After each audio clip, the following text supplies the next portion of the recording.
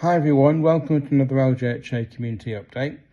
This one focuses on the subject of arrears and debt recovery. So as a resident, it's your responsibility to make sure that you pay your rent on time. The first payment of rent and service charge is due at the start of the tenancy, and then it's due in advance each week. And usually you will pay this via direct debit unless we agree that you can pay at any other frequency. We do aim to prevent you falling into debt through early intervention and support. And at the pre-tenancy interview, we do carry out what we call an affordability assessment to make sure that you can afford your rent obligations under the tenancy. We also provide up-to-date rent accounts on request, but also quarterly statements as routine. Whilst our aim is, of course, is to support you to fulfil your tenancy and to meet your rental obligations, we are able to use all effective means to recover the rent.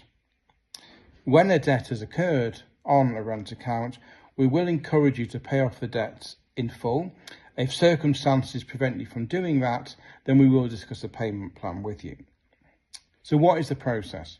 Well, we will promote early contact with residents who fall into that, and we'll make personal contact with you, whether on the phone or face-to-face.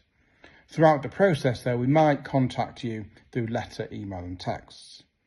As soon as a payment has been missed, we will contact you through a letter. This is the first arrears-related letter. If we don't receive a response from you or payment within 7 days, we'll then send you a second letter. And we'll contact you to find out why you might be in arrears and signpost you to debt, financial advice and support. We will then take action if you don't respond to the second letter, again advising that payment should be made within 7 days or to come up with a repayment plan. If you still don't respond within 1 week, that will result in a phone call or another letter within 10 working days, requesting an urgent meeting to discuss your arrears. Should you be in difficulties, you will be asked to sign an agreement to pay off the arrears at an affordable weekly rate. If necessary, we might need to take legal proceedings if you have 8 weeks or more in unpaid rent. So legal action might be required. When you leave a property inspection is carried out, but also this will include the procedure for clearing any outstanding debts. We will tell you about any outstanding debts you might have, and ideally we would like you to have these cleared in full prior to the tenancy termination. If this isn't possible, then you'll be asked to sign a written agreement to pay the debt off over an agreed period. If you move from one LJHA property to another, you need to clear your current rent account and any other debts before you move into your new property. If this isn't possible, the outstanding rent due will be added to the rent account for the new property. Now also, we do have to manage the recovery of rent from deceased tenants if there's sufficient resources in the estate to recover the debt.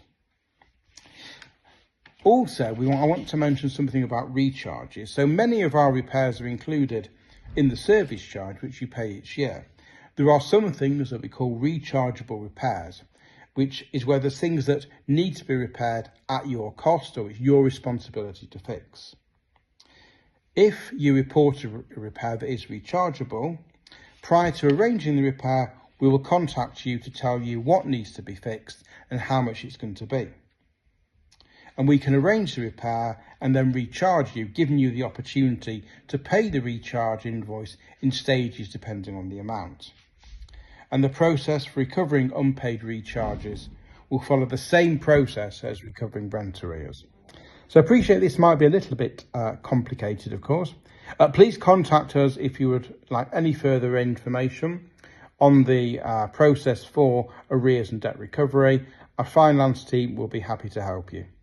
That's it for today, and speak to you soon.